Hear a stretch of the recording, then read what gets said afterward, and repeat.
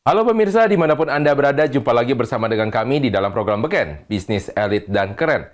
Di mana program ini akan selalu kita diskusikan dan kita selalu menyajikan isu-isu terkini mengenai strategi bisnis dan juga komunikasi pastinya.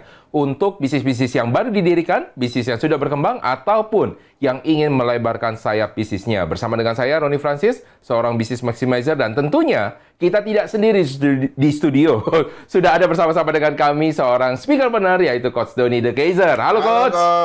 Gimana kabarnya Coach? Kabar baik, luar biasa. Jos. Itu. Kayaknya Jos sudah pernah Coach, harus yang lain lagi. Langsung suruh mikir lagi. Udahlah, penonton lupa. Oke. Oke, kalau gitu dari Jos. Kenapa Jos sih Ya, Coach? biar jos. Oke. Karena hari ini kita akan mendiskusikan sesuatu yang Jos nih Coach. Oke, apa ini? Topik Sesuatu kita hari yang ini? topik Jos ini adalah tentang keyakinan sebuah intuisi. Wah, udah berasa mistis belum nih Coach? Intuisi, iya. Iya. Agak ada aroma dupa di sini.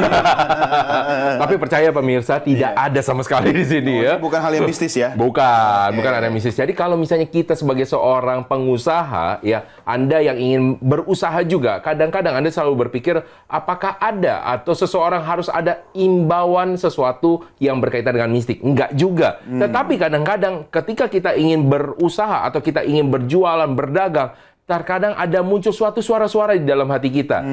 Nah, apakah suara di hati itu sesuatu yang given, sesuatu yang diberikan, atau sesuatu yang kita latih, ataupun sesuatu yang kita minta untuk bisa didapatkan? Nah, inilah yang akan kita bahas, dan apakah itu akurat atau tidak? Ya, ini yang nanti akan kita telusuri lebih jauh. Nah, oke Coach. Nah, sekarang saya pengen nanya dulu nih Coach. Ya kan Coach Doni juga selain Nanya sebagai... dulu apa nanya sekarang? Nanya dulu ya, Udah nanti lewat dong. jawabnya sekarang. Iya, saya nanya. Nah, jadi gini Coach, kan Coach Doni sebagai seorang profesional, sebagai seorang, apalagi kalau misalnya dibilang entrepreneur, ya kan, speakerpreneur kan, maka dibilang ya. Jadi udah banyak sekali malang melintang dan juga banyak sekali berhubungan dengan para business owner, ya kan. Pernah melihat nggak seorang business owner yang tidak punya intuisi, Coach? Tidak punya intuisi. Iya, tidak punya intuisi sama sekali. Jadi kalau misalnya ada apa-apa, ya ngalir aja lah, kita coba aja lah, misalnya kayak gitu. Ada nggak, Coach? Saya nggak tahu ya, mungkin ada, tapi saya belum pernah menemukan sih, Coach. Oh, jadi biasanya kayak gimana yang bisa ditemukan? Ya, dia bukan pengusaha, pemalas. Wah, susah nih, berat. Ya, namanya pengusaha itu apa aja diusahin. Iya. Ya kan? Nah, ketika dia sedang berusaha, dia pasti akan bertemu dengan situasi dia harus mengambil keputusan kan? Iya. Nah, pada saat ingin mengambil keputusan, nah disitulah ada yang menggunakan intuisi, Oke. ada yang tidak dengan intuisi, tapi kan dia menggunakan metode, tools atau alat-alat yang dia miliki untuk mengambil keputusan. Iya. Karena kalau dia secara ceroboh, gegabah mengambil keputusan, ya bisa berdampak negatif pada bisnisnya kan? Oke, tapi sebelum jauh sampai masuk ketika dia untuk di dalam bisnisnya, memilih bisnis itu sendiri, Coach. Ya. Apakah itu butuh intuisi, Coach? Iya, ada yang butuh, ada yang enggak. Karena ketika dia generasi kedua, dia meneruskan bisnis orang tuanya kan? Bener sih. Dia nggak punya Nggak pilihan bisa gitu kan? Tapi kalau menurut saya, dia mendapat berkat ketika bisnis orang tuanya sudah berjalan dengan Iya. baik, dia tinggal nerusin gitu. Iya, Nah, iya. tetapi dalam menjalankan bisnis itu, tetap dia akan mengambil keputusan nanti kan? Jadi kalau misalnya pengalaman dari Coach Doni sendiri ketika memilih bisnis pertama apa, Coach? Bisnis pertamanya? Bisnis pertama saya itu di bidang event management. Event management. Ya. Oke, kenapa memilih event management? Apakah tiba-tiba ada bisikan, "Hai," katanya, "Coach Doni, besok kamu harus bikin namanya bisnis event management." Karena waktu itu saya tertidur dan saya bermimpi ada tulisannya event management. Enggak sih, Iya, karena iya. memang aktivitas saya tidak jauh-jauh dari hal yang kemudian saya ubah jadi bisnis itu. Kemudian yang kedua, saya merasa punya jaringan networking yang cukup luas. Nah. Jadi saya memanfaatkan itu. Iya. Jadi itu buat awal itu bisnisnya itu. oke, bukan karena bisikan atau apapun juga gitu kan ya? Ya, akhirnya kemudian dari semua yang saya miliki itu kan ada suara hati kan. Oh, Itu ini. bisikannya itu kan. Itu. Ya udah buka ini aja. Iya. Ternyata setelah saya telusuri bukan suara hati, ada orang yang ngomong di belakang saya. Dan itu pasangannya bilang ya, Iya. buka aja." katanya. Oke, nah kita pengen melihat lebih jauh tentang apa sih yang dimaksud dengan namanya mistik sebelum kita nanti terlanjur salah dan keluar dari Iya. jalur. Mistik itu kan makanan dari daging bukan? Bistik. Mari kita lihat pada layar di balik saya ini mengenai apa yang dimaksud mistik menurut dari KBBI. Oke. Yang pertama. Kalau disebut mistik dari KBBI ya KBBI. itu KBBI dong, biar ke Inggris-Inggrisan Oke. ya. Pertama, subsistem yang ada dalam hampir semua agama. Wow. Dan sistem religi untuk memenuhi hasrat manusia, mengalami dan merasakan emosi bersatu dengan Tuhan, tasawuf dan suluk ya. Yang kedua adalah hal gaib yang tidak terjangkau dengan akal manusia. Jadi kadang-kadang orang menyatakan itu sebuah mistik. Ya, ini cocok dengan yang kedua ya. Karena ininya otaknya nggak nyambung kan? Iya, karena ini disebut sesuatu yang belum terjangkau sama akal manusia. Iya, nalarnya nggak ketemu, akhirnya dibilang mistik gitu kan? Sama seperti beberapa ilmu ya di zaman dahulu itu dianggap mistik. Iya, karena orang belum nyampe. Betul, otaknya ke situ. betul. Giliran semakin ke sini ilmu makin berkembang. Oh, ternyata sains. Iya. Kayak Feng Shui ya, coach. Feng Shui. Coba jelaskan Feng Shui. Nah, jadi kalau misalnya orang kita berbicara nama Feng Shui kan orang selalu bilang, "Oh, ini mistik nih." Karena kenapa? Lihat di halaman belakang itu gelap. Padahal mereka tidak mengerti istilah dari Feng Shui sendiri. Itu diambil dari bahasa ya. Artinya Feng itu artinya angin, dan Shui itu artinya air. Ketika di zaman dulu orang melihat dari topologi dataran, dan orang melihat bagaimana angin dan air, bagaimana cara menempatkan suatu rumah di sana, sehingga terjadi rumah yang nyaman di sana. Karena ada sirkulasi angin, udara. Coba Anda bayangkan, ada misalkan contoh gini. Saya bayangkan dulu. Ruko dengan rumah, Coach. Mana yang lebih adem? Rumah Lebih adem. Kenapa ruko lebih panas? Karena nggak tahu. Karena biasanya kalau di ruko itu sifatnya adalah berdempetan atau berhimpitan dan semuanya biasanya tertutup. Betul. Sedangkan rumah mereka memikirkan tentang bagaimana sirkulasi udara. Nah, tapi rumah zaman sekarang apalagi di ibu kota tapi itu kalau rumah zaman sekarang udah agak nempel, susah ya bahkan kan? ruko jadi rumah kan. Jadi rumah modelnya kayak ruko. Rumah model kayak betul. Jadi makanya kan panas. Makanya kalau zaman sekarang itu makanya kenapa butuh namanya Feng Shui? Kenapa butuh namanya aliran udara? Coba, kalau di tempat yang panas, Anda betah nggak tinggal di sana? Enggak lah. Kalau Anda tidak betah tinggal di sana, Anda bisa berpikir, tidak berantem. harmonis, ya kan? Orang jadi bawaannya gampang marah, betul kan? Terus yang kedua, kalau bisa di kantor Anda berasa panas, Anda berasa tidak nyaman, Anda bisa mikir nggak? Nggak bisa mikir. Jadi terus orang bilang, wah ini mistik. Enggak juga, gitu loh. Ini antara mau jualan Feng Shui atau jualan AC nih. Ya, yang pasti ya, kalau Anda main konsultasi, Anda sudah tahu kemana lah. Oke, sebelum jauh lagi nih, nanti dipikir kita jualan di sini. Oke, itu dari segi namanya mistik. Kita lihat lagi yang namanya intuisi. Intuisi. Itu berarti tempat orang kuliah bukan? Nah, bukan. Itu apa tuh ya? Jauh. Agak jauh. Oke, intuisi. Dibilang apa? Daya atau kemampuan mengetahui atau memahami sesuatu tanpa dipikirkan atau dipelajari, tanpa dipikirkan nih ya. Bisikan hati atau gerak hati. Nah, ini ada sesuatu yang saya bilang ini bertolak belakang dengan ilmu NLP. Nah, jadi kalau misalnya contoh nih, Coach, saya nanya, kalau marah, orang itu mikir atau enggak? Mikir. Banyak orang bilang, marah itu nggak mikir, Coach. Karena orang biasa, ibaratnya begini, orang nampar dulu atau mikir dulu. Mikir dulu baru nampar atau nampar dulu baru pikir, aduh kenapa saya tampar ya misalnya gitu. Kenapa gue jadi pusing ya? Suruh mikir nih, marah nih. Makanya gara-gara gue mikir gue jadi marah. Nah, jadi sebenarnya kan orang itu reaksi kan? Reaksi. Ketika orang mendapatkan sesuatu yang tidak sesuai dengan keinginannya, dia marah. Karena dia sudah berpikir, ini nggak sesuai nih. Baru responnya marah gitu. Nah, itu adalah konsep berpikir. Jadi sebenarnya tandanya gue mikir dong. Nah, ini sebenarnya yang orang banyak salah nih, Coach. Tapi benar yang disampaikan sama Coach Doni. Sebenarnya orang itu mikir dulu baru dia marah. Kenapa? Coba contohnya begini loh. Ada orang misalkan tanpa misalnya namanya, kenapa dia bisa marah? Contoh, apa ya sih orang marah? Contoh orang dielus marah nggak? Dielus marah? Misalkan contoh digini nih, Coach. Dielus kayak gitu. Orang marah nggak? Enggak. Nah, beberapa orang reaksi akan berbeda kan? Ada orang pas waktu lagi dielus kayak gimana? Lagi dong. Iya kan? Tapi ada beberapa yang ngelus siapa sih? Kalau yang ngelus artis kemudian di depan bini gue ya bahaya. Kalau misalnya ada orang yang nggak suka dia elus pun disenggol aja dikit juga pasti akan marah kan? Kenapa dia bisa marah dengan orang yang dia tidak suka gitu kan? Berarti di dalam otaknya dia ada namanya suatu asosiasi. Nah, kayak saya sering asosiasi itu perkumpulan bukan sih? Oh ya, perkumpulan. Tapi ini beda ya, sesuatu kayak hubungan ya. Jadi kalau saya bilang ini, kalau misalnya Anda belajar zaman dahulu ada disebut dengan istilah mnemonik. Iya. Nah, mnemonik ini kalau bahasa Indonesia apa itu guys? Nggak tahu. Mnemonik. Nah, mnemonik ini jadi kalau misalnya ada hubungan A, maka hasilnya akan B outputnya. Jadi kalau misalnya di dalam otak kita itu sudah ada seperti kayak laci-lacinya khusus, laci-laci emosi. Jadi ketika Anda mendapatkan sesuatu trigger tertentu, trigger itu berupa kayak sentuhan, suara itu berupa kayak namanya kata-kata yang diucapkan sama orang, Anda melihat tertentu, maka akan ada emosi yang keluar di sana. Yeah. Dan ini terjadinya tidak otomatis, maksudnya langsung. Yeah. Jadi ada sesuatu yang istilahnya disimpulkan dari saraf ya, dari sistem saraf, maka itu orang bisa langsung kayak misalkan contoh pas waktu lagi orang ada nyamuk tiba-tiba dia langsung tepuk nyamuk duluan. Iya. Nah, karena kalau dia saya enggak, coach. Saya ajak ngomong baik-baik nyamuknya. Nyamuk baru bisa pergi. tahu.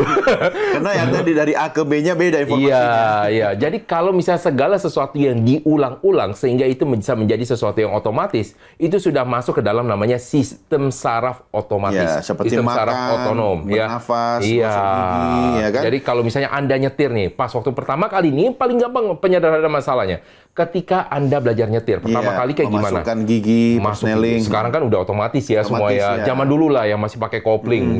Betapa susahnya itu coach ya. Ketika harus kita ada urut-urutannya ya. Kita harus injek kopling dulu ya. Dan itu harus masukin gigi. Dan itu nggak bisa langsung dilepas koplingnya, betul nggak? Iya betul, pelan-pelan. Pelan-pelan dan kita harus tahu, oh ini udah masuk, baru kita lepas. Saya kan? belajar nyetir pertama pakai mobil manual.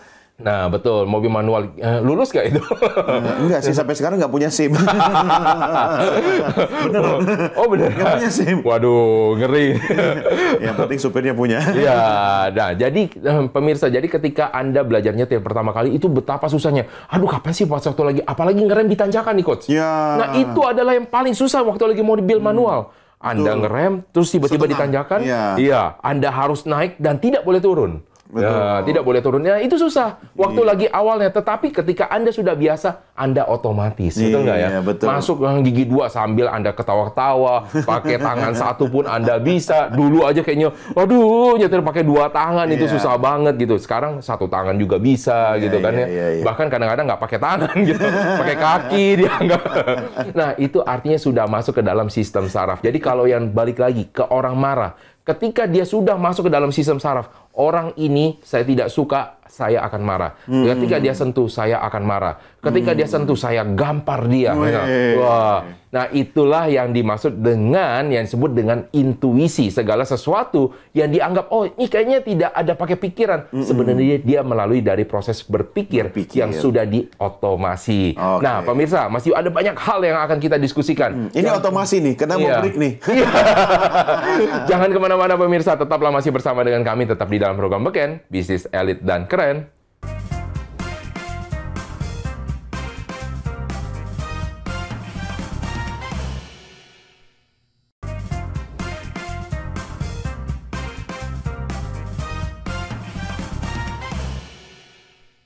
Baik pemirsa, kita akan lanjutkan diskusi kita mengenai tadi intuisi dan juga mistik pastinya. Untuk apakah seorang pengusaha, apakah ini berupa sesuatu hal yang goib sifatnya, ataukah sesuatu yang dapat dipelajari. Tetapi sebelum jauh, yuk mari kita sama-sama saksikan ya pertanyaan dan pendapat masyarakat berikut ini.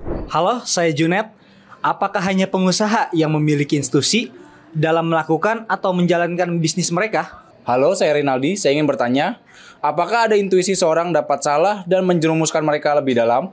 Halo, saya Tia. Saya izin bertanya, apakah orang yang penuh intuisi adalah seseorang yang penuh dengan kegagalan dalam hidupnya? Terima kasih. Oke, Coach. Ya. Ini sudah ada beberapa orang yang kepo ya. Kepo itu kan produknya Korea kan? Apa tuh? Kepo? K-pop. Iya, kau produk ya agak bingung. Oke, nih Coach, yang pertama nih Coach ya. Apakah hanya pengusaha yang memiliki intuisi dalam melakukan atau menjalankan bisnis mereka, Coach? Pengusaha dan karyawan dan timnya bisa jadi punya intuisi. Oh, oke. Kenapa tuh bisanya?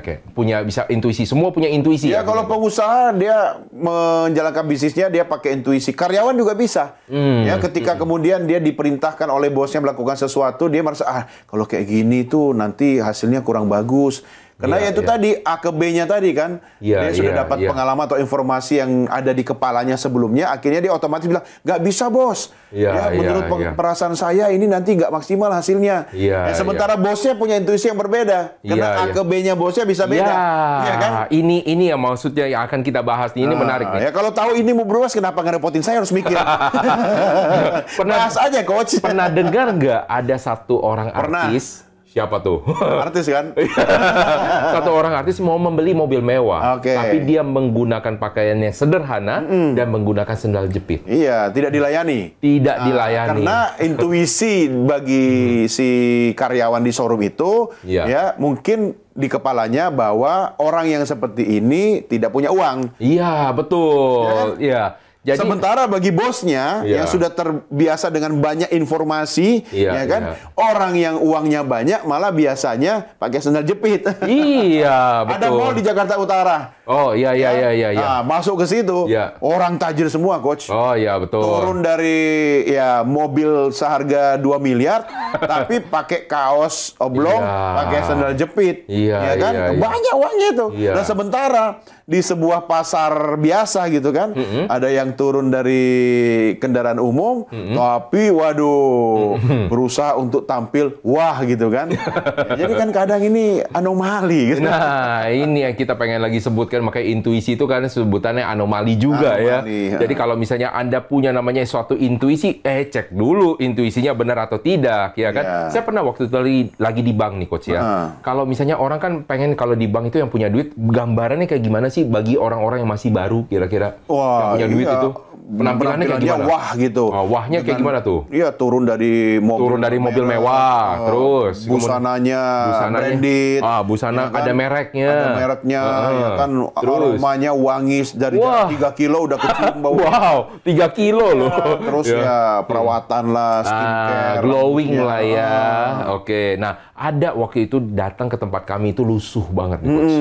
Udah lusuh pakai motornya Vespa. Aduh, kesebut merek ya. Nggak apa-apa. Tapi ini Kan seperti dia iklannya antik lebih baik ya. naik Vespa. Jadi dia Vespanya Vespa lama. Ya Vespa klasik. lama. Ya klasik punya. Iya. Dia pakai jaket ya kalau kita bilang ini sama seperti orang jaketnya orang pakai untuk di parkiran. Petugas parkir, juru parkir ya. Jadi kita melihat, aduh orang ini nggak punya uang. Bawa nenteng kantong plastik kresek warna Iya. hitam. Oh, isinya miliaran. Wanginya tidak ada wangi parfum.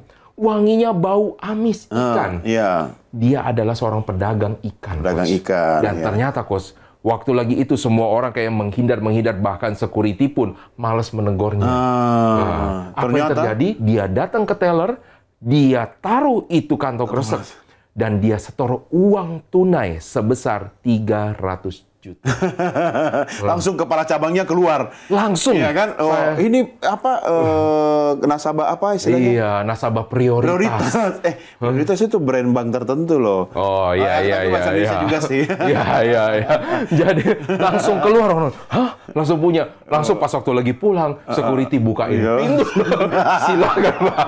Nah, ini adalah sesuatu hal yang menurut dari saya ya jangan menilai orang berdasarkan dari cover. Don't judge the book by Iya. its cover. Karena sekarang ada 2 jenis cover, Iya. hard cover sama soft cover, ya kan? Iya, tetapi secara tidak langsung ya, ini mungkin ada di dalam komunikasi ya, Coach ya. Orang itu pasti nggak sih secara tidak langsung membuat namanya suatu judge, Coach. Walaupun seorang komunikator profesional. Manusia itu pada prinsipnya selalu melakukan penilaian, profiling. Ya, kalau bahasa lebih galaknya lagi, judgment. Waduh, Menghakimi. ngeri ya. Ya kan? Makanya dalam ilmu komunikasi ada istilahnya professional grooming kan. Iya, iya. Seorang harus menata groomnya atau Iya. penampilannya gitu. Kalau bahasa sederhananya gini, buat saya sering saya ceritakan kepada teman-teman pelaku usaha, kalau kita masuk ke bank, kita ingin mengajukan kredit ke bank, kita harus bergaya dan berpenampilan seperti pemilik bank itu. Karena itu adalah impresi bagi orang bank untuk melihat kita bahwa oh ini orang kayaknya bisa dipercaya. Oke. Ya tetap loh first impression itu kan perlu kita bangun. Tetap Anda Iya, perlu ya. Iya, karena itu salah satu cara masuk untuk membangun trust kepada orang lain. Yang penting bagaimana kemudian Anda menunjukkan bahwa Anda menjadi orang yang bisa dipercaya. Kan kalau sudah kerjasama dengan bank kan dia harus bankable, Iya, dia harus iya, menunaikan iya. kewajibannya dengan baik gitu kan. Iya. Bahkan lama-lama kita yang dicari-cari bank. Oke. Iya kan? Bank Bukan pengen- karena dia itu kan macet kan? Bukan lagi hanya kena penampilannya, tetapi karena memang trust itu sudah tumbuh karena dia bisa membuktikan integritasnya gitu. Kan bank sekarang nyari-nyari pengusaha, ayo pakai dong fasilitas kita, ya kan? Ingat loh, bank itu mencari orang yang tidak butuh uang sebenarnya. Iya. Bukan yang butuh uang. Karena ini kata orang bank ya. Iya, karena yang butuh uang bermasalah. Oke, nah ada pertanyaan kedua ini sepertinya nyambung dengan yang pertama nih Coach ya. Apakah ada intuisi seseorang dapat salah intuisi seseorang ya dan dapat menjerumuskan mereka lebih dalam? Coach? Ya bisa saja salah kalau memang sumber data atau informasi yang ada di otak di kepala orang itu memang sudah keliru. Sehingga ketika bahan bakunya aja sudah kurang bagus, akhirnya hasilnya juga tidak maksimal. Nah, ini saya ingin sharing juga pengalaman saya di bank nih Coach ya. Waktu itu walaupun kita diajarin ya, waktu itu diajarin apa diajarkan? Dilatih sih. Dilatih bagaimana kita melihat orang ya kan. Dan ya. Saya kelihatan nggak saya? Oh, kelihatan ya. Melihat belakang orang saya kelihatan nggak? Oh, kelihatan juga. Coba. Nggak tahu. Hijau. Oh, hijau. Di layar beda. Jangan dibuka dong, Coach. Nah, jadi waktu itu ada satu orang datang dengan penampilan sangat wah, Coach. Nah, bayangkan dia memakai kemeja yang rapi, ya, kemudian dia menggunakan jas. Dan dia jas hujan apa? Enggak, jasnya bener. Jas yang memang orang-orang yang biasa kalau di luar negeri pakai jas. Ya. Kemudian dia menenteng koper. Nah, kemudian dia bilang, saya ingin bertemu dengan pimpinan cabangnya. Tuh, jadi semua dari security, customer service, teller bilang, orang ini punya duit banyak. Iya kan? Langsung dikasih tempat di tempat prioritas. Walaupun dia belum punya rekening, ya kan? Dipanggillah saya kucuk-kucuk ke sana karena saya pimpinan cabangnya di sana kan. Dan saya pas saya lihat, oh mungkin dia punya duit ini. Wanginya memenuhi seisi ruangan, ya kan? Wah, ini parfum mahal ini. Entah dia minjem di mana. Nah, dia akhirnya mau mengajukan pinjaman, Coach. Dan akhirnya singkat berarti cerita, dia murid saya. Kalau mau ambil kredit di bank, berpenampilanlah sebagai pemilik bank itu. Wah, ini sumbernya. Itu mau Coach itu. Iya. Dan akhirnya ya singkat cerita kita berikanlah pinjaman dan cukup besar. Berhasil kan? Berhasil. Ilmu gua kepake. Berhasil, Coach. Nah, tapi yang menyebalkan adalah 6 bulan setelah dari sana. Itu orangnya hilang. Oh, hilang. Hilang, tak bisa dicari, nomor tidak bisa ditelepon, dan luar biasa ya tempat usahanya dong, Coach. Kita pas waktu lagi ke tempatnya itu penuh dengan operasional, ya kan? Orang yang bekerja, bahan bakunya udah banyak. Udah di-setting ya? 6 bulan kemudian, Coach. Kosong, betul-betul kosong, Coach. Luar biasa itu kosong. Apa bisnisnya apa? Bisnisnya konveksi. Oh, konveksi. Dia nyewa tempat, dia taruh alat, dia taruh orang ya. Biar ketika dikunjungi oleh bank, oh ini benar. Mungkin benar adanya di awal, tapi kemudian bisnisnya tidak lancar, macet, dia langsung pindah, ya. Dan ini saya buat peringatan ya bagi para bankers. Kita selalu melakukan namanya threat checking. Artinya apa? Kita ngecek ke sebelah-sebelah. Ya kan, tetangga-tetangga. Tahu apa yang terjadi setelah macet? Kita tanya tetangganya, kok ini bukannya udah ada? Dia dibayar. Maksudnya? Tetangganya dibayar untuk bilang dia sudah lama di sana. Oh, luar biasa. Ada koalisi ya, kerjasama ya. Luar biasa. Ini ilmu buat saya nih. Kalau saya mau ke bank besok, masukkan anggaran biaya tetangga ya.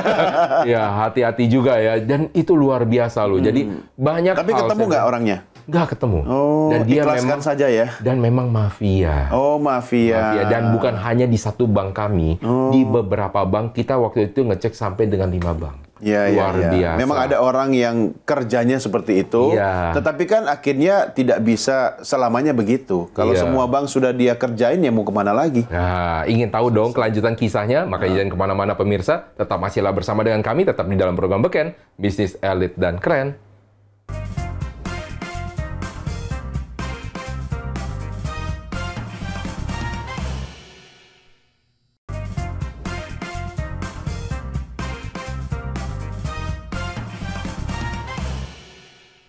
Baik pemirsa, kita akan lanjutkan diskusi kita. Ini udah semakin seram ya, karena kita udah menyaksikan penipu-penipu profesional hasil didikan dari Coach Doni. Enggak. Artinya mereka menjadi seorang komunikator yang ulung. Ya, karena seperti kata Coach Roni juga di episode-episode yang lain bahwa ini bisa jadi pisau bermata dua. Iya. Ya, kita mau menggunakan untuk kebaikan atau untuk niat jahat itu bisa. Makanya ilmu itu harus punya, apa kan kata Albert Einstein, science without religion is blind, religion without science is lame. Jadi ya ilmu yang amalia, amal yang ilmiah kalau bahasa sederhana saya. Nah, jadi kita harus tahu juga. Jadi sebenarnya orang ciri-cirinya, orang-orang yang punya komunikasi yang berintuisi itu kayak gimana? Kayak gini nih.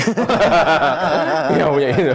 Saya sudah punya intuisi, Coach Doni bakal akan menjabarkan 3 hal. Nah, berhasil kan? Berhasil, ya.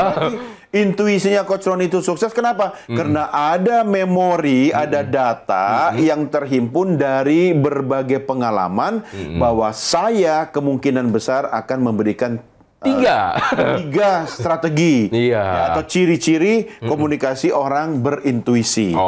Apa aja nih Coach supaya mereka tidak Yang penasaran? pertama, kepekaan nonverbal. Jadi nonverbal sensitivity. Artinya begini, kalau verbal kan kata-kata ya, nonverbal itu kan ya tidak dalam bentuk kata-kata. Misalnya kita bisa memahami orang itu sedang sedih, sedang susah, itu dari tidak perlu diucapkan dengan kata-kata. Ya, kita melihat dari gesturnya, ya kan? Ya, nggak mungkin lah ketika kita lihat orang begini, dia bilang, kau happy banget ya, ya kan? Ya, pasti kan dari kecil juga kita sudah diajarkan dengan informasi dan bahkan pengalaman yang diturunkan dari orang tua kita ke kita, ya kan? Nah, akhirnya kemudian otomatis. Nah, makanya kita harus mengasah terus intuisi kepekaan nonverbal kita itu dari melihat orang lain dari gesturnya. Itu yang disebut kepekaan nonverbal. Jadi tidak perlu diucapkan. Kalau memang Anda tidak bisa, ya belajarlah. Kayak saya juga belajar tentang body language analyzer. Jadi bagaimana tubuh kita ketika bereaksi, dan ternyata memang ya, tubuh kita bereaksi sesuai dengan apa pikiran kita. Betul. Itu hakim-hakim sekarang juga mempelajari itu kan. Gitu ya. Ketika di pengadilan kan, ketika ada seorang tersangka misalnya yang kemudian ditanya oleh hakim itu kan ketika mulutnya berkata A tapi tubuhnya merespon dengan B, itu kan hakim bisa melihat dia nggak jujur ini. Iya. Dan jangan sampai Anda terpengaruh seperti ini. Misalkan zaman dulu orang sering bilang bahwa kalau misalnya orang bohong itu garuk-garuk hidung. Iya. Dan sekarang itu sebenarnya tidak begitu. Cuma hidung ya. Nggak begini-begini juga. Yang sebelahnya yang digaruk. Iya, macam-macam jadi caranya. Bukan cuma menggaruk sebenarnya, bukan ada cuma gerakan menggaruk. ya. Semakin dia profesional, semakin apa yang diketahui oleh orang secara mainstream itu sebenarnya tidak berlaku. Jadi kita memang betul-betul harus mempelajarinya, dan itu menarik sekali tentang namanya manusia. Karena artinya apa dong ciri-cirinya selain menggaruk? Ciri-cirinya biasanya contoh ya paling gampang, matanya. Dia mengalihkan. Ya, dia mengalihkan. Yang kedua, dia berusaha untuk tampil dengan lebih tegas. Nah, ini yang agak aneh kan? Orang kalau yakin, orang bilang kelihatannya, wah dia tegas misalnya kayak gimana. Tetapi justru orang yang berbohong itu yang kelihatan lebih tegas. Dia menutupi. Orang yang justru jujur, yang kelihatannya ragu-ragu. Nah, tapi tolong jangan dipakai ya. Nah, kita ada nanti teknik, kalau saya bongkar di sini. Makanya kadang saya bingung ketika ditanya istri saya, kok terlambat ya kan? Padahal tadi mampir di warung kopi gitu kan. Nah, tapi saya ingat prinsip, lebih baik minta maaf daripada minta izin. Kalau nggak bener ini. Mampir dulu ya ke warung kopi ya, mau ngobrol sama Coach Roni. Udah malam sampai rumah. Maaf ya. Nggak bener ini. Yang kedua, Coach.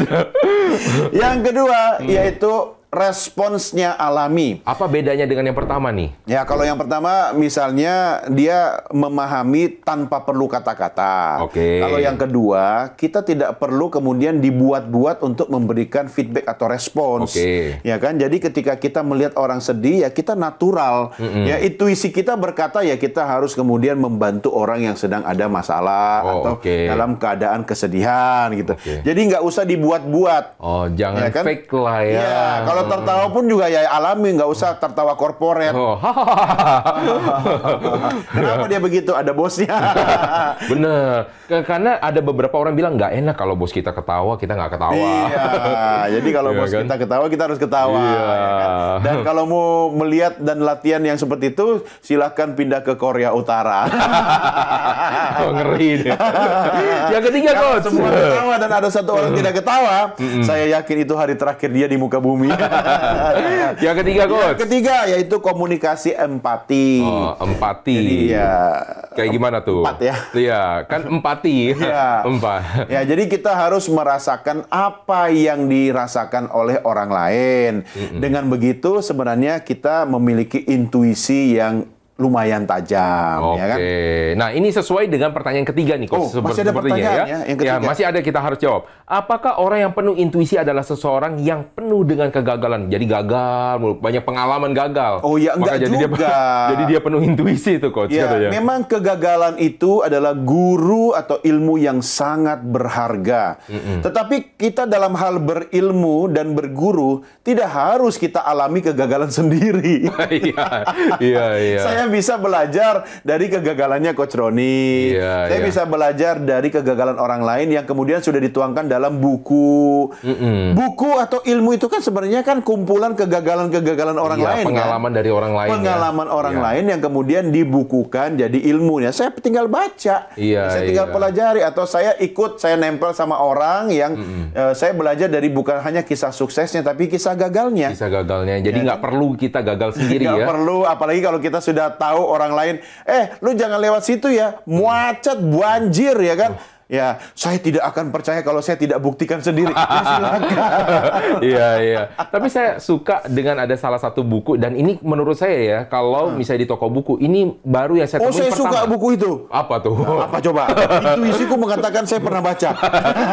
Buku karangan dari Billy P.S. Lim. Namanya Dare to Fail. Berani untuk gagal. Iya. Ternyata saya tahu tapi saya belum baca. Iya, Dare to Fail. Jadi banyak orang yang akhirnya, kalau kita lihat di toko buku, kebanyakan buku tentang sukses. Betul nggak ya? Betul. Tapi jarang buku yang membahas tentang namanya kegagalan. Gagal, iya. Nah, ini ada satu orang yang luar biasa dari Malaysia, Billy P.S. Lim. Dia membahas Dare to Fail, membuat orang tersebut bahwa yuk berani untuk mencoba. Iya, jangan takut gagal. Iya, nggak masalah kok namanya gagal. Gagal itu adalah bagian dari pengalaman. Iya. Dan gagal itu adalah bagian dari pembelajaran. Betul. Dan itu yang akan membuat orang itu mau bergerak. Anda mau jadi seorang pebisnis, Anda harus berani untuk mengambil resiko bahwa Anda bisa gagal. Setuju. Nah. Bahkan hidup saya ini, Coach, terdiri dari kegagalan dan kegagalan. Wah. Ya, tapi kan untuk sukses harus gagal dulu. Wah. Jadi, tapi ketika sukses, kita harus berani mengulang lagi kegagalan yang lain untuk sesuatu yang lebih besar dong. Iya, Jangan takut ambil risiko, jangan takut untuk gagal. Karena kalau kita gagal, sebenarnya kan kita posisi tidak nyaman kan, gelisah kan, nggak mau begini terus gitu kan. Nah, lagi pula ya namanya kegagalan tidak mungkin selamanya. Betul. Kesedihan tidak mungkin selamanya. Sebagaimana kebahagiaan atau kesenangan juga tidak mungkin selamanya kan. Makanya kita harus terus untuk siap untuk dengan berbagai kemungkinan. Wah, kayaknya udah mulai bijak ini, Coach ya. Super sekali. Kalau biasanya udah mulai bijak, biasanya yang keluar Sudah adalah masuk quotes. Iya. Apa tuh quotes of the day-nya hari ini dari Coach Doni? Karena kita bahas tentang intuisi, maka quotes of the day dari saya cukup singkat, yaitu data kuat, kunci intuisi kuat. Wow. Nah, kita bicara data ini, Coach. Kenapa kok hubungannya intuisi dengan data? Betul. Karena intuisi seseorang itu bisa tercipta dari mana? Salah satunya dari banyaknya kumpulan data informasi yang ada di kepalanya. Ya, kalau Anda ingin mengambil sebuah keputusan berdasarkan intuisi Anda, perbanyak ilmu Anda, perbanyak informasi Anda, perbanyak data Anda, perbanyak pertemanan Anda, sehingga informasi yang ada di kepala Anda itu Anda tinggal pilih. Ya, kalau saya mau memilih makanan yang enak, ya, ciri-cirinya apa? Nah, akhirnya intuisinya bekerja. Ya kan? Nah, paling gampang kalau makan apa? Nggak usah pakai intuisi, aroma. Oh, aroma. Ya, dari baunya. Oh, iya. Aromanya sudah enak, kemungkinan besar enak. Iya kan? Pas lagi dirasa, oh enggak nih. Iya. Tapi ada yang keliru nih, Coach. Apa itu? Keliru itu berarti lagunya Ruth Sahanaya. Pernah tahu yang disebut dengan chow tofu? Aduh itu baunya. Itu, waktu saya ke Taipei ya, di Taiwan itu ramenya minta ampun. Kan baunya nggak enak, Coach. Aromanya tidak enak. Ya, itu agak sedikit bertentangan sih. Karena informasi yang ada di kepala kita, kalau tahu enak itu kan aromanya enak gitu kan. Tapi ternyata dia, apa ya istilahnya itu ya, berbanding terbalik lah ya. Mirip rasanya kayak tahu gejrot ya. Tapi kok rame ya? Iya, rame. Dan orang-orang suka itu. Iya, jadinya, ya. nah makanya berdasarkan dengan pengalaman saya, dengan berbagai informasi yang saya miliki, termasuk pengalaman menjalankan aktivitas usaha, saya kan beberapa kali ya, beberapa waktu, berapa dekade yang lalu, pernah mendukung bisnis istri. Ya, meski pada akhirnya kami tidak cocok berbisnis bersama kan. Nah, setelah konsultasi sama Suhu Roni juga begitu. Ya udah, ini istri saya bisnis sendiri, saya bisnis sendiri. Tapi pernah dalam satu masa kami menjalankan bisnis yang sama, bisnis makanan. Nah, di situ saya masukkan strategi parkir kendaraan yang banyak depan restoran, depan kafe. Kenapa? Untuk memancing market kan? Itu strategi marketing itu betul. Karena saya lakukan itu, saya nggak terlalu percaya ketika restoran ramai. Kenapa? Saya pernah jalankan. Jurus yang pakai. Saya pakai ini. Kenapa? Ya kalau orang lihat restoran ramai, orang cenderung akan ini pasti enak. Kenapa? Karena dia ramai. Ya, kan? Dan cenderung kalau biasanya di awal-awal namanya restoran, yang dipenuhin adalah yang bagian deket bagian dekat kaca, bagian depan. Iya, biar terlihat ya. Biar terlihat ramai. Ya, karena saya sudah menjalankan trik itu dan ternyata sukses, saya nggak begitu percaya. Makanya intuisi saya bisa berbeda dengan orang lain. Kalau orang lain melihat, ini pasti enak ini. Kenapa? Ramai. Salah ternyata. Dalam hati saya, dulu yang bikin ramai ya saudara-saudara saya. Bahkan staff-staff saya parkir ya di sini. Iya. Nah, saya juga nggak mau ketinggalan nih. Saya punya satu quotes nih. Iya. Ujilah setiap intuisi katanya untuk menambah keyakinan dan latihlah intuisi agar menambah ketepatan. Bisa dilatih ternyata. Bisa dilatih. Cara latihannya gimana, Coach? Tadi yang udah dibilang. Banyak menambah dari pengetahuan, sharing-sharing dari pengalaman. Jadi saya baru kemarin ketemu dengan salah satu pialang saham, Coach. Jadi walaupun dia pialang saham, dia bilang begini, semakin saya banyak ketemu orang, semakin saya banyak mendapatkan insight sebenarnya saham apa yang bagus. Nah, katanya. Berarti kalau soal saham, intuisi yang dianggap sebagai sesuatu yang non teknis itu benar nggak? Benar. Benar. Jadi itu nanti kita akan bahas lagi. Tapi kita tahan dulu nih, Coach. Nggak mau. Jangan. Masih ada satu segmen lagi. Jangan kemana-mana, pemirsa. Tetaplah masih bersama dengan kami. Tetap di dalam program Beken, Bisnis Elit dan Keren.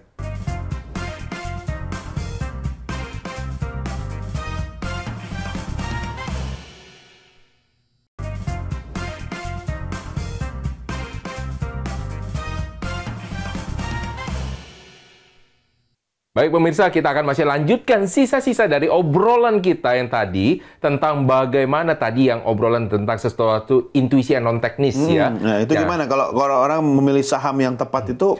Nah, jadi kalau misalnya orang mengatakan bahwa kalau kita memilih saham itu biasanya ada dua ya dasarnya. Dasar dari fundamental, kedua adalah dasar dari technical. Nah, biasanya disebut dengan namanya teknis, itu adalah dasar dari technical. Anda memperhatikan namanya candlestick. Nah, kalau yang dipakai biasanya adalah dengan menggunakan namanya Japanese candlestick. Kalau saya tahu banget ya, dulu saya pengajarnya. Iya kan? Tetapi sekarang saya meninggalkan dunia itu, jadi cenderung menjadi investornya saja ya. Tetapi itu adalah sesuatu yang bagus. Yang kedua adalah saya baru mau belajar soalnya, Coach. Jadi investor saham. Iya, yang kedua adalah dari segi fundamental. Fundamental Anda juga membaca ini juga sebenarnya teknis. Dari segi apa? Misalkan contohnya laporan keuangan. Laporan keuangan, portofolionya, kemudian visi misinya, strukturnya seperti apa, struktur organisasinya, bagaimana manajemennya, itu yang dipelajari dalam fundamental, analisa fundamental. Tetapi ada juga faktor non-teknis. Faktor non-teknis itu seperti apa? Misalkan contoh, ada sesuatu namanya bisnis real ya. Contoh bisnis realnya seperti apa? Misalkan ada salah satu saham perusahaan yang benar nih ya, dia baru IPO ya. Waktu itu dia IPO dan perusahaan ini sebenarnya kalau kita lihat kedai kopi kan banyak ya, Coach ya. Betul. Nah, dari di luar negeri punya ada masuk di sini, ada yang dari lokal dan ini saham lokal. Saham lokal dan saya melihat pas waktu lagi itu ternyata ini kopi itu ya? Iya, kopi ini ternyata menurut dari saya sih biasa aja maksudnya ya. Tetapi ternyata B aja ya. Iya, B tapi aja. Kenapa iya, dan ternyata sahamnya ya pas waktu lagi dia dari segi analisa teknikal memang ya boleh lah, maksudnya bukannya sesuatu yang bagus-bagus banget. Tetapi semenjak dari peluncurannya saham itu naik 3 kali lipat. Wow. Ya, karena apa? Ternyata dia di luar negeri dan sasarannya berbeda dengan apa yang saya pikirkan. Anak-anak yang suka nongkrong, yang masih remaja, suka pada datang ke sana. Nah, Anda boleh cek lah kira-kira itu kopi Yang warna apa? Putih. Ya. Ya, jadi dia ternyata ada di beberapa tempat, terutama misalnya suka berpelesiran, berarti di bandara, ya itu juga rame di sana. Jadi ternyata itu yang membuat sesuatu analisa nggak usah pakai technical atau apa, orang banyak berpinjangan. Yuk kita cuma dengar aja dari orang, yuk kita ke sini yuk. Yuk kita kesini yuk. Dan rame pada kita ngumpul di sini, itu seru banget. Dari cuma bicara seperti itu aja, kita bisa tahu apakah saham ini bagus atau tidak. Itu keren banget. Itu dari analisa yang non-technical gitu loh ya. Nah nanti kalau kita terlalu panjang, jadinya kita bukan bahas bisnis dan komunikasi, kita bahas saham. Oke, nanti kita akan mulai dari Coach Dodi terlebih dahulu. Nanti saya beli sahamnya itu. Tips komunikasi tentang orang-orang yang punya intuitif atau bagaimana bisa mempunyai suatu intuisi. Gimana Coach? Tips kali ini ada 3. Kok tahu ya? Iya, karena saya mempunyai intuisi. Berkali-kali datanya ada 3. Dia udah baca di sini. Jangan dibocorin. Tips komunikasi intuitif untuk episode kali ini pemirsa. Yang pertama, more data, more friends. Seperti yang saya katakan sebelumnya bahwa perbanyak informasi, perbanyak data, perbanyak teman Anda, membuat Anda memiliki segudang informasi di kepala Anda. Sehingga ketika Anda ingin mengambil sebuah keputusan, tentu Anda akan membuka gudang informasi yang ada di kepala Anda pilih. Ya, semua bahan-bahan informasi tersebut sebagai modal untuk kemudian menjatuhkan pilihan, mengambil keputusan. Jadi itulah yang disebut sebagai silaturahmi membuka rezeki. Ya kan? Karena ketika Anda harus mengambil keputusan untuk bisnis Anda, untuk kangtau, untuk proyek, untuk rezeki Anda, tentu Anda harus mengambil keputusan. Dari mana dasar keputusan itu bahwa bisnis ini bisa jalan atau tidak bagi Anda? Banyak data, banyak informasi. Untuk banyak data dan banyak informasi, banyak baca, banyak temen. Nah, biar banyak temen apa? Ngopi-ngopi. Silaturahmi. Tapi mesti dibenerin dulu nih Coach. Apakah semua teman itu semuanya tanpa pandang bulu? Saya berteman dengan semua orang, tetapi saya lingkupi diri saya, circle saya dengan orang-orang pilihan. Nah, itu ya pemirsa yang paling ya. penting. Jadi biar tahu ya. Oke, yang kedua Coach. Yang kedua, less talk, more listening. Ya, kurangi bicara, kecuali kalau kami pembicara. Masa di acara ini kami nyaman? Kita dibayar buat bicara, apalagi. Iya, tetapi perbanyaklah mendengarkan. Dengan mendengarkan, kita banyak informasi atau hal baru yang kita terima. Dengan berbicara, sebenarnya kita mengulang-ulang apa yang kita sudah tahu.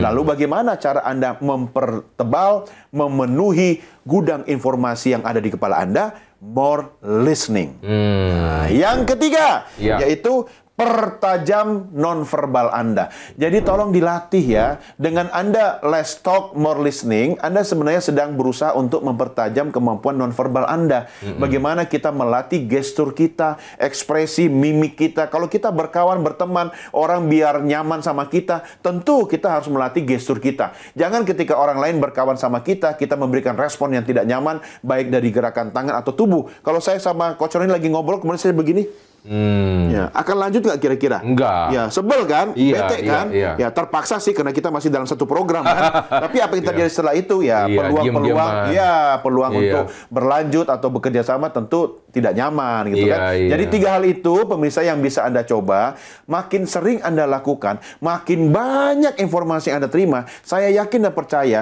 modal bahan baku dasar Anda untuk melatih intuisi semakin tajam bisa Anda lakukan. Saya jadi penasaran nih Coach. Kalau pegangan kalau penasaran. Sudah nih. Jadi kalau ini kan tadi bilang bahwa tadi kan kalau begini kan jadi males ya untuk ngobrol sama dia. Ini pengalaman dari Coach Doni ini banyak nggak sih para news presenter ya kan? Yang kelihatannya kalau lagi di TV, kayaknya enak banget, tektokannya kayaknya masuk banget. Tapi setelah itu langsung buang muka. Bagi orang-orang yang introvert, termasuk saya, Ya, saya sering menemukan hal seperti itu. Tapi saya nggak buang muka lah ya. Iya, iya. Ada pernah kejadian, contoh kalau Coach Roni ya duduk di sini membawakan sebuah acara, kemudian harus mengundang atau mewawancarai narasumber tamu yang pernah bisnis sama Coach Roni, tapi kemudian dia fraud. Gimana perasaannya? Tapi kan harus profesional. Iya, iya, iya. Gimana tuh ngelola emosinya? Ya, harus kelola emosi karena publik tidak mau tahu dapur kita seperti apa. Kan dia, misalkan dia harus wawancara, mukanya sih tersenyum, Iya, tapi tersenyum. merah. Ya, tapi ketika break kemudian baru dia hadap sana, satu hadap sini. Ya, menurut saya kita harus mampu mengelola emosi, ya, Pernah mengelola kejadian itu, komunikasi. Oh, saya sering. Ya, Sering? dalam banyak aspek ya. Misalnya dulu saya pernah mewawancarai atau bertemu dengan orang yang secara bisnis saya pernah tidak cocok gitu kan. Dia melakukan penipuan lah gitu kan. Ya dia juga kaget. Tapi kan saya nggak bisa milih gitu kan. Ya sudah ada di situ mau gimana gitu kan. Ya saya harus profesional dong. Ya kan. Tapi kan akhirnya bagi saya pribadi apapun yang dia katakan, don't trust you, ya kan? Saya nggak percaya. Walaupun dia kasih kutipan, terserah, ya kan? kasih motivasi, kasih apa? Iya, cuma kan nggak mungkin juga di layar saya bilang, iya terima kasih tipsnya, ya. Tapi pemirsa percayalah, dia bohong, dia pernah nipu saya, ya nggak juga. Ya, kita harus mampu mengelola emosi, mengelola diri, mengelola sikap dan tindakan kita, karena itu menunjukkan kualitas seseorang. Pemirsa, ketika Anda mendapatkan sesuatu yang tidak sesuai dengan keinginan Anda mungkin tidak bisa menutup semua mulut orang. Betul. Tetapi kita memiliki dua tangan yang bisa kita lakukan untuk menutup telinga kita. Ya, saya pernah sedikit saja ada cerita. Ya, dalam ilmu krisis komunikasi, komunikasi krisis ya. Ini ceritanya dimulai dari once upon a time dong ya. Pada suatu ketika, ya singkat cerita lah, ketika saya kemudian menjalankan tugas jurnalistik sebagai seorang jurnalis, itu kan saya harus kritis kan. Tapi kekritisan saya itu kemudian tidak disukai oleh banyak orang. Iya, direspon dengan secara negatif. Iya, memang banyak kadang kejujuran itu menyakitkan dan tidak semua orang suka. Nah, kemudian saya mendapatkan serangan secara digital dari dunia maya. Ya kan? Nah, apa yang saya lakukan? Ya saya tetap tidur nyenyak. Kenapa ya? Saya nggak usah lihat komen. Ya kan? Nah, jadi itu tergantung sikap kita. Ya, kalau Anda kemudian bertemu sama orang di jalan, ya dulu nih Coach, zaman saya belum belajar untuk, ya kan namanya belajar kan proses seumur hidup kan. Ya sudah di jalan yang benar nih, ya disalip sama kendaraan lain, bisa naik darah. Terus apa yang dilakukan sama Coach Doni waktu itu? Saya buka jendela, saya lempar itu casing kaset. Tahu kan? Zaman itu kan di mobil kan nyetel musik pakai kaset atau CD kan? Ya casingnya yang mikanya itu, saya lempar itu. Oh, dilempar, kena sama orang ya? Ya kena nggak kena ya saya ucapkan kata-kata mutiara gitu. Ya. Tapi kan berjalannya waktu kemudian saya harus mengendalikan diri kan. Ngapain menghabiskan waktu dan energi? Ya kan? Apa yang terjadi kemudian? Saya belajar ketika saya diperlakukan tidak nyaman di jalanan, dia salib, dia tidak ngantri gitu kan? Ya saya kasih jempol aja. Saya putar musik aja, ya saya senyum aja. Kenapa? Ya menurut saya itu tempat sampah. Ya sampah kan ada di sekitar kita kan. Ya tergantung respon kita bagaimana. Cuma responnya berbeda ya Coach ya. Kalau Coach Doni ternyata buka kaca lempar itu Coach Doni lempar apa? Kalau saya, nah ini ya pemirsa jangan ditiru ya. Memang waktu lagi masih muda itu kan darahnya bergejolak. Makanya benar kata Bang Haji Roma Irama, darah muda, darahnya parah. Remaja. Tahu deh jadinya. Jadi kalau waktu dulu saya disalib, saya pasti akan ke depan, saya salib dia, kemudian saya rem. Kalau itu dulu saya nggak lakukan, itu sekarang. Ya, jangan ditiru ya. Tapi kalau sekarang... Dulu kenapa saya berani? Kenapa? Karena mobil saya gede, Jeep. Dan bumpernya itu baja. Saya suruh duduk aja. Tapi semakin kesini, saya semakin mikir, buat apa ya sebenarnya? Capek menghabiskan waktu. Apalagi ketika kita lakukan itu, mau meeting ya, merusak mood kan? Betul. Akhirnya apa yang saya lakukan? Udahlah saya cuek aja. Ya, saya tutup jendela, saya nyalakan musik yang kencang, saya nikmati suasana adem di mobil saya, ya udah biarin aja. Dia mau ngoceh-ngoceh, dia mau marah-marah, biarin aja. Dan ini sesuai dengan tips saya sebenarnya. Nah, tipsnya apa? Tips dari saya ada berapa? Ada empat. Empat dong. Ini di luar intuisi. Yang pertama, lakukan kontemplasi. Nah, ini yang tadi saya bilang ya, makin kesini saya makin berpikir bahwa sebenarnya buat apa sih kita melakukan suatu hal-hal yang sebenarnya tidak ada gunanya, dampak buat kita secara positif, ya kan? Kedua, perbanyak pengalaman pengetahuan. Daripada saya lebih banyak mencaci maki orang, lebih banyak saya gunakan untuk saya belajar. Tahu nggak salah satu cara memperbanyak pengetahuan? Gimana? Nonton acara ini. Wah, luar biasa. Masuk. Yang ketiga adalah belajar dari siapa saja. Dan ini saya ambil dari kata-kata pialang saham yang saya temui. Ya, jadi, dari siapa aja kita bisa ketemu. Bahkan dia seorang analis yang sudah profesional lebih daripada 20 tahun di dalam capital market. Belajar dari orang yang ternyata baru pertama kali masuk di dalam dunia. Kalau analis sudah puluhan tahun, berarti bukan analis dong, Coach. Apa? Bapak Lis. Bukan anak lagi ya. Iya. Yang keempat katanya adalah uji selalu intuisi ya. Jangan sampai Anda percaya begitu dan ditelan mentah-mentah aja. Oke. Jadi supaya Anda juga menjadi seorang yang bijak dan kedepannya Anda juga menjadi kakek-kakek. Kalau bijak berarti di sawah dong. Oh ya, itu bajak.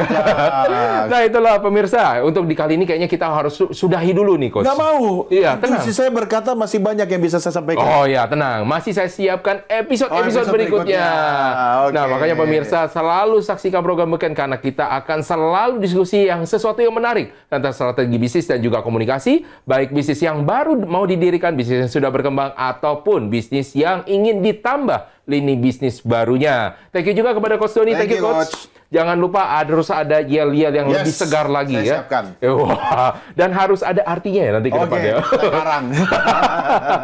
Baik pemirsa, sampai di sini perjumpaan kita. Saya Roni Francis atas nama seluruh kru yang bertugas mengucapkan terima kasih atas perhatian Anda. Sampai jumpa di episode berikutnya.